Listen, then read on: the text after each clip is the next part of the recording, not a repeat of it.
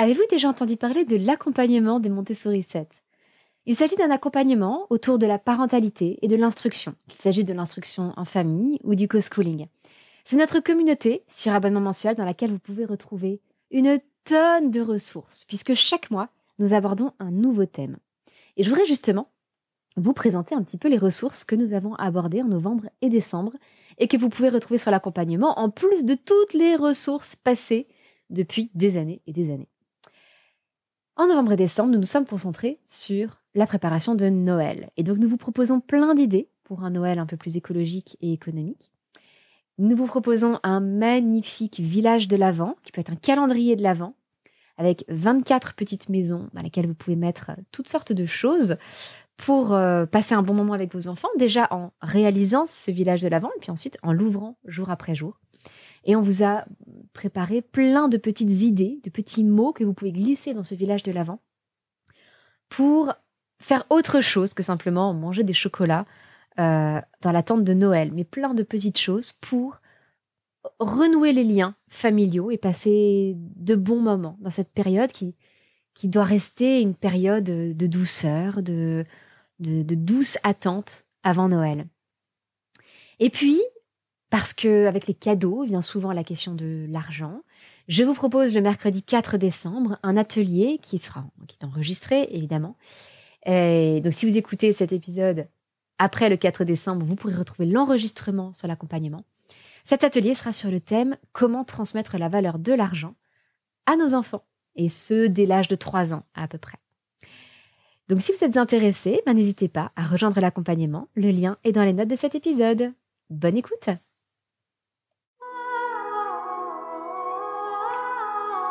Bienvenue sur le podcast des Montessori 7, Montessori à la maison. Je suis Anne-Laure Schneider, formatrice Montessori et maman de 5 enfants instruits en famille. Ma mission, c'est d'aider les parents, les assistantes maternelles, bref, tous ceux que dans notre communauté nous appelons des souricettes, à mettre en pratique la philosophie Montessori chez eux, avec leurs enfants ou les enfants qu'ils gardent. Dans ce podcast, nous parlerons donc de pédagogie Montessori, mais aussi de discipline positive, d'instruction en famille, ce que l'on appelle aussi l'école à la maison, de co-schooling et de bien d'autres choses encore. Aujourd'hui, on aborde les sujets qui fâchent. Ou plutôt, on va essayer d'aborder les réconciliations, puisque nous allons parler aujourd'hui de différentes façons dont vous pouvez gérer les réflexions des autres si vous instruisez vos enfants en famille et qu'ils veulent vous poser des questions parfois plus ou moins intrusives ou vous faire des remarques plus ou moins intrusives. Et je me suis dit que cette période de décembre qui précède la période des fêtes, c'était le bon moment pour commencer à en parler, pour que vous puissiez vous préparer et ainsi, au moment de Noël, du Nouvel An, du pot au travail pour fêter Noël ou la rentrée, etc., à la sortie du cours de musique, à la sortie du cours de danse, vous soyez préparés pour répondre à toutes ces questions. Et si vous n'êtes pas en instruction en famille, je vous encourage quand même à écouter cet épisode parce qu'il y a sûrement des sujets dans votre vie qui sont un petit peu controversés et sur lesquels vous accumulez un certain nombre de réflexions de la part de la boulangère ou de vos beaux-parents. Eh bien, je vais vous donner des idées sur la façon de réagir et de répondre à ces remarques pour que vous en souffriez le moins possible. Et en particulier si ça concerne vos enfants, pour que vos enfants aussi en souffrent le moins possible. Alors j'avoue, avant toute chose, que nous avons énormément de chance dans ma propre famille et dans mon propre entourage. C'est vrai que ce soit ma famille, ma belle famille, mes amis, ou simplement les gens que je côtoie, je n'ai quasiment jamais eu affaire à des remarques vraiment désobligeantes. Et jamais, en tout cas dans ma famille ou ma belle famille. Donc ça, c'est quand même déjà extrêmement appréciable. Et je compatis vraiment du plus profond de mon cœur si vous avez des parents, des beaux-parents, des frères et sœurs, beaux-frères, belles-sœurs, qui peuvent être un peu pénibles au sujet de l'instruction en famille. C'est le cas pour certains de mes amis et j'aimerais leur apporter aussi à travers cet épisode quelques pistes de soutien.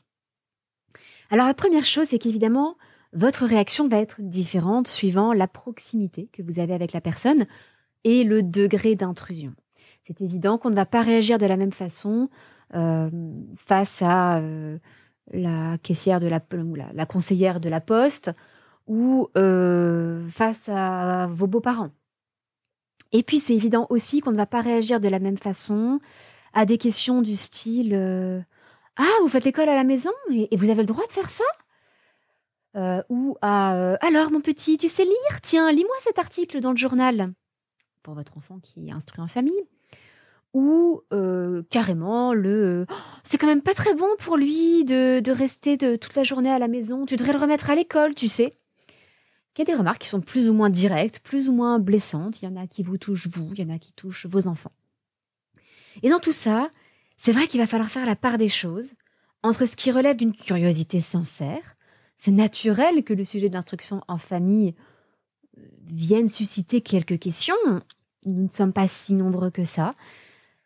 Donc c'est naturel pour les gens de s'y intéresser et d'avoir des questions. Des questions qui sont d'ailleurs toujours à peu près les mêmes.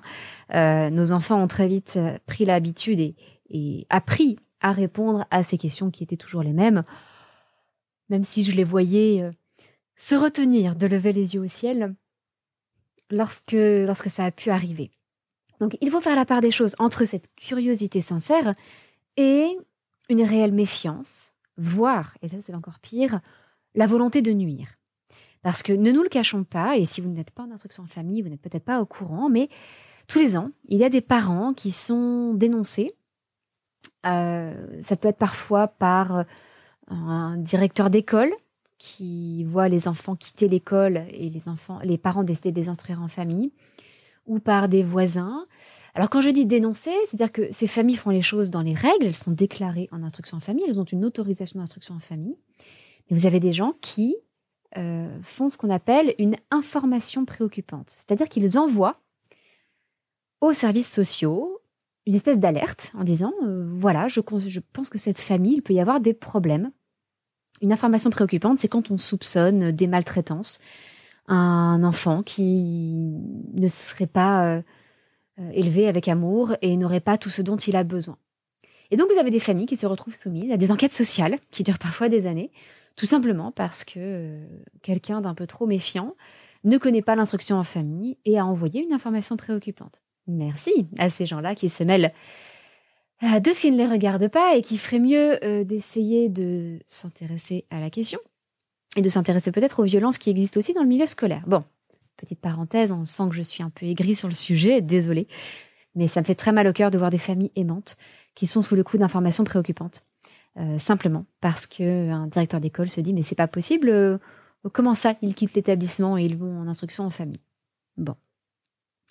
Alors, premièrement, pour les personnes qui ne sont pas très proches de vous, avec qui vous n'avez pas à entretenir de liens très forts. Par exemple, typiquement à la boulangère, ça nous est arrivé à plusieurs reprises à la boulangerie, en y allant avec nos enfants en pleine journée, que ça surprenne, évidemment. « Ah, tu es malade aujourd'hui ?» Ben, non, on fait l'école à la maison. « Ah bon ?» Et donc d'avoir des questions, forcément. Donc, que ce soit la boulangère, la postière ou je ne sais qui. Je vous recommande de préparer quelques pirouettes. C'est-à-dire des petites phrases qui coupent court à la conversation, qui permettent de passer à autre chose rapidement, sans pour autant être agressive avec la personne. Il s'agit simplement de dire oui, on est en instruction en famille et tout se passe bien. Alors, je vais vous en donner quelques exemples. « Ah, bon, vous faites l'école à la maison, c'est possible ça ?» Et simplement avec un grand sourire. Dans ces cas-là, surtout un grand sourire. « Oui, ça nous convient bien comme ça, on est très heureux. » Ou alors « Ah oui, c'est super, puis ça lui permet de faire plein d'activités. Et ça, il serait trop fatigué avec l'école, donc c'est chouette. » Ou alors, si vous avez plusieurs enfants qui sont en instruction en famille, « Oui, ils sont instruits en famille et du coup, c'est génial parce qu'ils ont des super relations entre frères et sœurs. » Ou alors « Oui, on préfère faire comme ça parce que ça nous permet de l'aider davantage là où il a des difficultés et puis de le laisser un peu galoper dans les domaines où il a des facilités, puis on y passe moins de temps du coup. » Voilà, des petites réflexions, vraiment très courtes, très simples, très sobres. Le but, c'est de mettre fin à la conversation sur ce sujet-là. Évidemment, c'est à adapter à votre situation. Essayez de trouver parmi celles-ci ou parmi d'autres les petites pirouettes qui vous correspondent le mieux, qui vous seront les plus naturelles, et puis gardez-les en tête. Ah bah oui, c'est vrai, je vais répondre ça, tout simplement. C'est pas à la poste qu'on va lancer un débat sur l'instruction en famille, vraiment. Et même si c'est chouette de montrer qu'on peut être une famille normale et être en instruction en famille. On n'a pas forcément besoin de faire de l'évangélisation, si vous voulez. On n'a pas forcément besoin d'aller témoigner devant tout le monde. Simplement, le fait qu'on existe est déjà un témoignage. Il n'y a pas besoin non plus de se lancer dans des débats. En revanche, c'est évident qu'il y a des personnes avec qui on va passer un peu plus de temps qu'à la boulangerie. Et là, il y a plusieurs solutions. Déjà, en amont, vous pouvez proposer à certains de vos proches, et je pense en particulier aux grands-parents, à vos parents, à vos beaux-parents, parce que forcément, ils n'ont peut-être pas connu ça, l'instruction en famille, et il est naturel qu'ils se sentent méfiants, pour 2 raisons. La première, c'est que ils se sentent en quelque sorte responsables aussi de vos enfants. Ils se considèrent comme un peu responsables et un peu impuissants en même temps. C'est-à-dire qu'ils savent que c'est votre décision, le mode d'instruction, et en même temps, ils veulent le bien de leurs petits-enfants.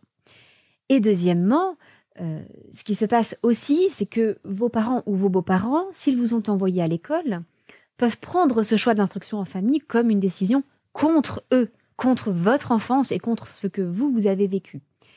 Donc, certains réagissent en disant oh, mais écoute, toi, on t'a envoyé à l'école et ça s'est très bien passé. T'as pas si mal tourné. Ça t'a pas si mal réussi. Vous voyez, ce genre d'expression. Donc, c'est normal que les grands-parents s'inquiètent. Et en amont, je trouve que ce qui est intéressant, c'est de leur proposer de venir passer une journée de travail avec les enfants. Ça peut être de façon régulière. Je connais des familles qui font ça et il y a toujours une demi-journée de travail dans la semaine qui est en commun avec les grands-parents. Et ça permet aussi de libérer un petit peu... en général, il y a un parent qui est un peu plus instructeur que l'autre. Donc, ça permet de libérer un petit peu le parent instructeur qui peut, je ne sais pas, s'avancer sur sa cuisine ou sa paperasse ou faire autre chose. Et puis, que ce soit les grands-parents qui fassent la dictée ou qui fassent différentes activités scolaires avec les enfants. Ou ça peut être même l'occasion, justement...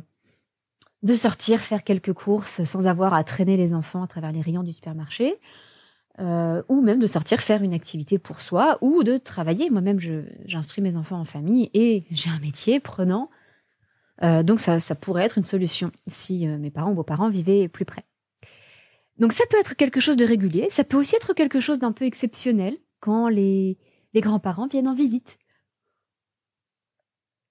Ce qui est génial, c'est que c'est l'occasion de leur montrer comment on travaille, de leur montrer que oui, ça se passe bien, que les enfants font des choses intéressantes, de leur montrer aussi qu'on avance plus vite forcément en individuel que quand on est à l'école. Enfin, je dis en individuel, même si vous avez une fratrie, puisque chacun de vos enfants suit généralement un programme différent et va travailler de façon individuelle et en groupe, mais à un programme qui est généralement individualisé. Donc cette technique en amont, ça permet d'apaiser les choses parce que du coup les parents ou grands-parents sont tout simplement rassurés et d'une certaine manière impliqués dans l'instruction des enfants aussi. Donc c'est rassurant pour eux, ils peuvent voir quel niveau ils ont. Et du coup, souvent, les grands-parents se retrouvent en quelque sorte nos meilleurs avocats devant les autres membres de la société. C'est-à-dire que vous allez avoir les grands-parents qui vont prendre votre défense. Je ne sais pas, si vous allez faire du shopping avec votre maman et que... voilà, sortie entre filles, grand-mère, mère et fille. Et c'est en pleine journée, vous sortez dans les magasins et la vendeuse vous demande « Ah, mais tu n'es pas à l'école, ma petite? Qu'est-ce qui se passe ?» Et ça peut être la grand-mère qui commence à raconter « Ah non, elle est instruite en famille, et alors, oh, qu'est-ce qu'elle travaille bien !» Et du coup, vous n'avez plus rien à faire. Donc ça peut être une formidable façon de vous créer des alliés, là où vous pourriez avoir des gens un peu méfiants. Ensuite, une autre façon d'anticiper, c'est de prévoir avec vos enfants des sujets de conversation. Vous pouvez dire à votre enfant, par exemple, et si tu racontais à mamie tout ce que tu as appris sur les koalas ? Génial, parce que du coup, c'est votre enfant qui va mener la conversation, qui va raconter plein de choses. Et vous orientez ainsi la conversation, ce qui évite des sujets un peu pénibles et désagréables, et ça évite à votre enfant de se retrouver interrogé, questionné et pris en on essaie de le piéger sur son travail scolaire. Vous pouvez aussi, avec les enfants, préparer, par exemple, 3 questions de curiosité pour les autres personnes que vous allez rencontrer, par exemple à Noël. Se dire, tiens, qu'est-ce que tu pourrais demander à papy ? Par exemple, il aime beaucoup le jardinage. Peut-être que tu pourrais lui demander ce qu'il fait là. Est-ce qu'il a des projets pour son jardin, peut-être pour le printemps prochain ? Il sera ravi de t'en parler. Ou moi, j'avais un grand-père qui était également passionné de musique. Eh bien, il suffisait, je pense, de le brancher sur Wagner. Il suffisait de le brancher sur Wagner pour qu'il puisse en parler pendant des heures. Donc, ça peut être une idée. Tiens, papy, qu'est-ce que tu as écouté de Wagner récemment et qu'est-ce que tu préfères parmi ces opéras ? Voilà, préparez avec vos enfants des questions de curiosité. Premièrement, ça leur apprend à être sociable. On parle souvent de sociabilité en instruction en famille. C'est important de s'intéresser aux autres. Et c'est vrai que les enfants sont souvent très égocentrés. Ils s'intéressent souvent à leur petite vie. Et donc, leur proposer de poser des questions de curiosité aux autres, c'est les ouvrir à de nouvelles choses. Avant de vous confronter à la situation qui vous angoisse, où vous avez peur de vous retrouver questionné, interrogé ou critiqué sur votre choix de l'instruction en famille, je vous encourage aussi à vous rappeler pourquoi vous faites ça. Alors ça, c'est un travail que je propose systématiquement aux familles en IEF dans l'accompagnement des Montessori 7. Vous savez, c'est notre communauté sur abonnement mensuel. On aborde dedans un nouveau thème chaque mois, on a des séances de questions-réponses en direct, etc. Et il y a dedans toute une rubrique qui s'appelle les fondations de votre IEF. Alors il y a aussi les fondations de votre parentalité, pour les familles qui ne sont pas en IEF, et pour les familles qui sont en IEF. Mais il y a les fondations de votre IEF. Et c'est tout un petit travail de réflexion, c'est très court à chaque fois, ça se coupe en petits morceaux, où je vous invite, entre autres, à réfléchir à vos véritables raisons d'instruire vos enfants en famille. Vous pouvez en avoir plusieurs. Donc je vous donne plein d'exemples, je vous aide à les déterminer, et à les déterminer si vous êtes en couple, parce que vous n'avez pas forcément les mêmes raisons. Entre mon mari et moi-même, nous n'avons pas forcément les mêmes raisons de préférer l'instruction en famille pour nos enfants. Et puis quand les enfants grandissent, ils peuvent avoir eux aussi leur propre pourquoi. Notre fils aîné est maintenant en 3e, il a été scolarisé en 6e, et c'est lui qui a souhaité revenir en instruction en famille depuis sa 5e. Lui aussi, il a son pourquoi. Son pourquoi, c'est qu'il s'ennuyait à l'école, il avait l'impression de ne pas apprendre grand-chose. Donc là, il travaille de façon assez intensive, mais il sait pourquoi. Parce qu'il l'a voulu et parce que, du coup, il apprend énormément de choses. Donc, rappelez-vous vos raisons profondes, votre pourquoi. Pourquoi vous faites ça ? Un autre outil formidable pour désamorcer les conflits, c'est d'essayer de désarmer les gens par l'humour et la sincérité, plutôt que d'être sur la défensive. C'est naturel d'être sur la défensive. L'instruction de nos enfants, je pense que pour tous les parents, c'est quelque chose qui nous tient à cœur, au moins pour la grande majorité des parents. Et lorsque nos choix éducatifs se retrouvent critiqués ou simplement contestés, ça peut être très douloureux, très difficile.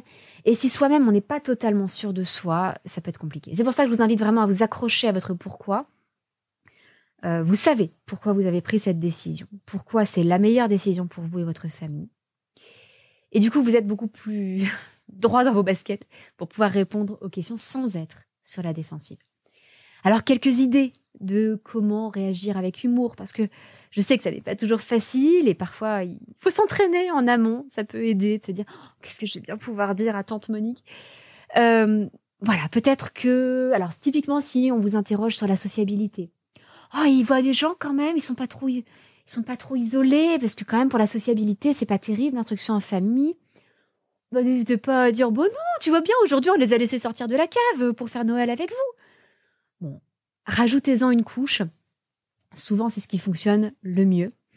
J'ai un ami qui m'avait donné ce conseil quand j'étais à Normal Sup, parce que j'avais souvent des questions très gentilles, mais un peu intrusives de la part d'amis de mes parents qui me disaient « Oh, tu es à Normal Sup, mais alors tu dois être super forte en maths. » Et en fait, je ne savais pas quoi leur répondre parce que je me disais « Objectivement, oui, j'ai fait une classe prépa, je suis en études de mathématiques à Normal Sup.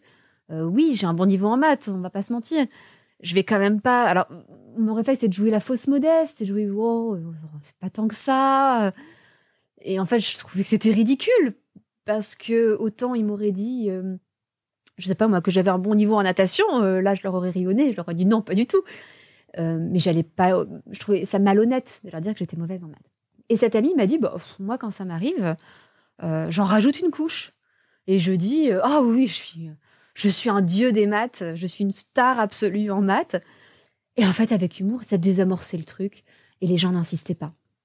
Et c'est vrai que c'est quelque chose que vous pouvez tout à fait adopter avec les enfants, plutôt les questions sur vos enfants en IEF, les interrogations. C'est d'en rajouter une couche, d'aller complètement dans le sens des gens qui vous posent cette question. Donc, ils mettent en question la sociabilité, rajoutez-en une couche. Oh bah oui, hein, c'est la première fois qu'il voit la lumière du jour aujourd'hui. Hein, t'imagines, on le laisse pas beaucoup sortir, les pauvres chéris. Ou alors, si les enfants se font un peu quizer, s'ils subissent une espèce d'interrogatoire en règle. Et alors, Marignan, c'était quand, mon petit?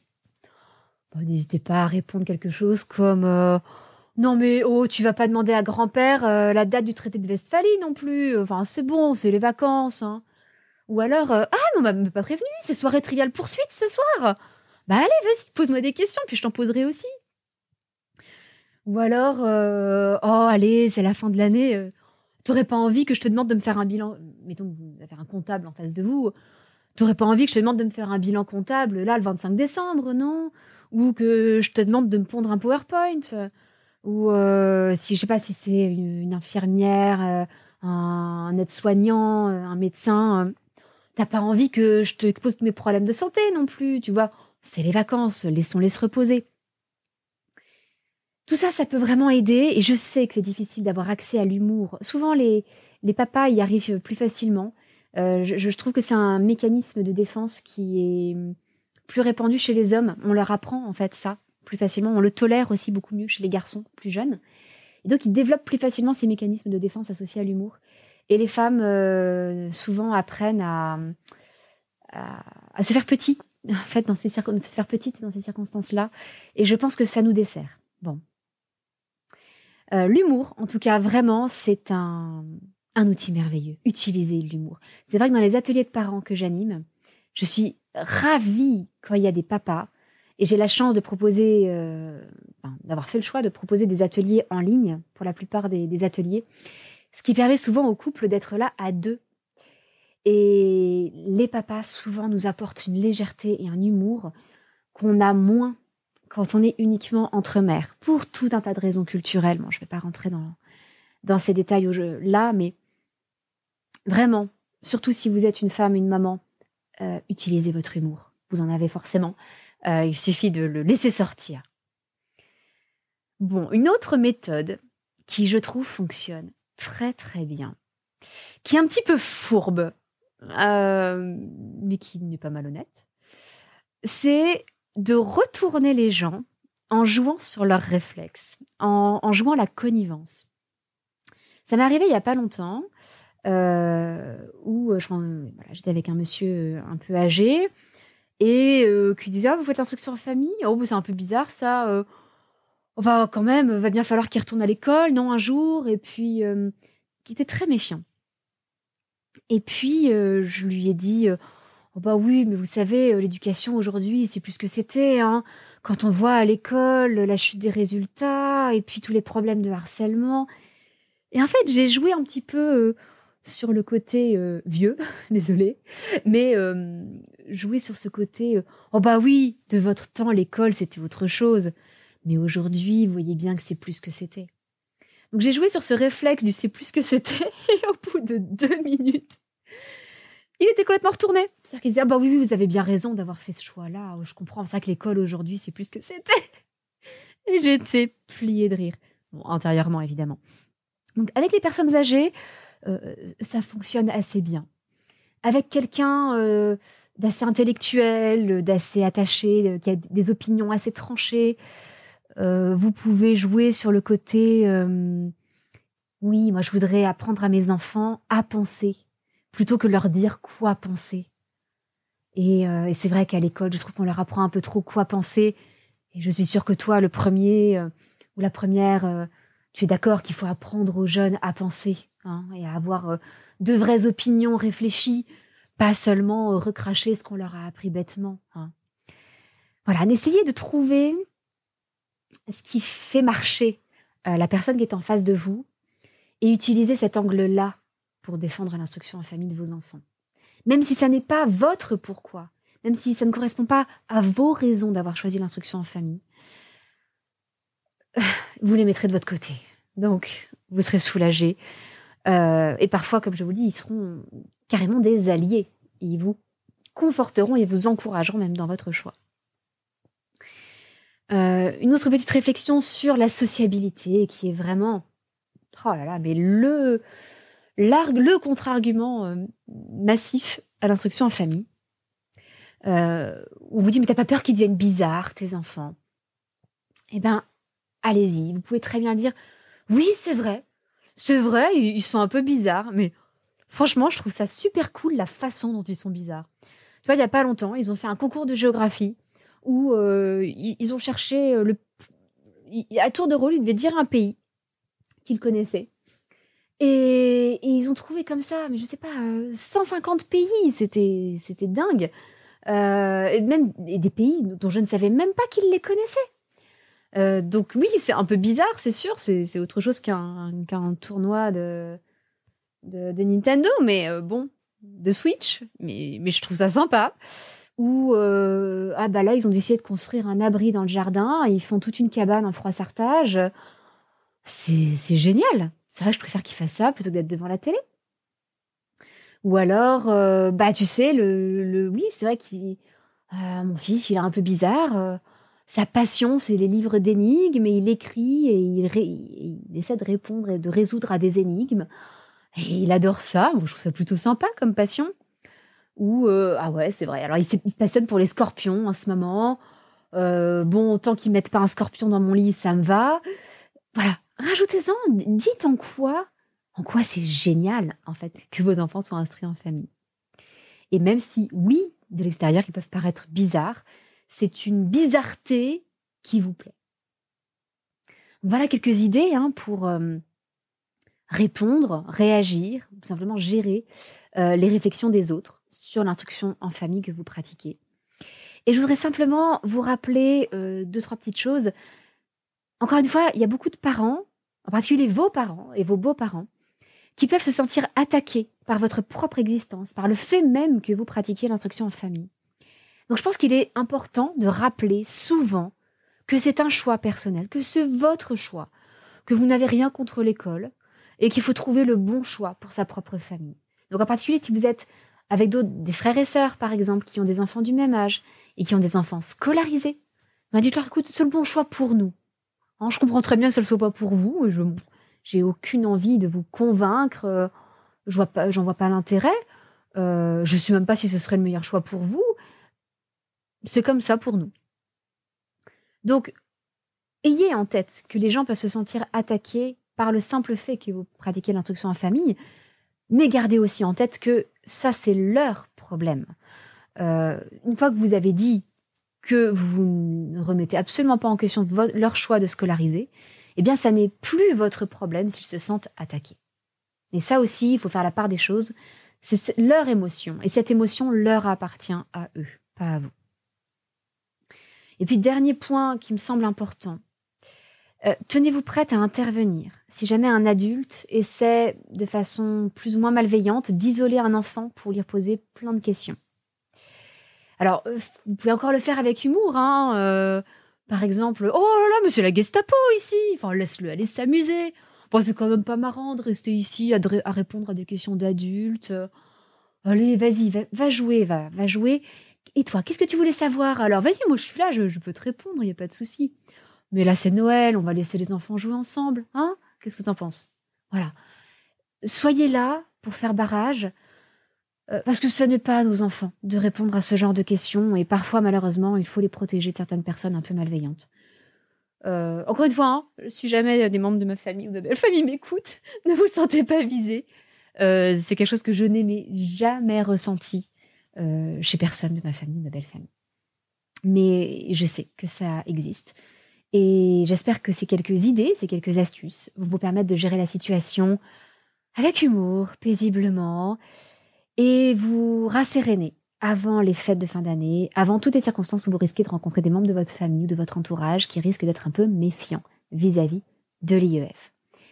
Et puis une dernière chose, c'est que justement, le fait d'être vous-même rassuré, droit dans vos baskets, ça va vous... Comment dire, c'est comme si vous alliez envoyer d'autres ondes autour de vous. Et les gens essaieront moins d'aller vous titiller parce qu'ils sentiront qu'ils ne trouveront pas de prise sur vous. C'est une réflexion qui me vient des livres sur le harcèlement d'Emmanuelle Piquet, qui est une psychologue spécialisée sur ce sujet. Et où en fait, quand les enfants se retrouvent armés et confiants en eux, ils ne se retrouvent plus harcelés. Quand ils savent comment ils vont répondre au harcèlement, souvent ils ne se font plus harceler. Parce qu'on sent en eux cette confiance, cette solidité. Et je vous invite donc à développer la même dans votre famille, parce que vous méritez d'avoir des fêtes de famille apaisées.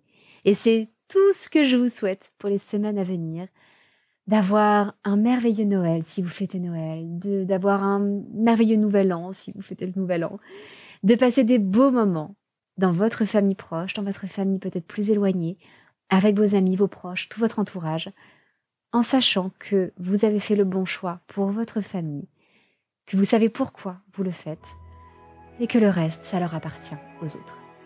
Voilà, c'est tout pour aujourd'hui. Je vous souhaite une excellente semaine et une excellente fin d'année. Votre petite sourisette, Anne.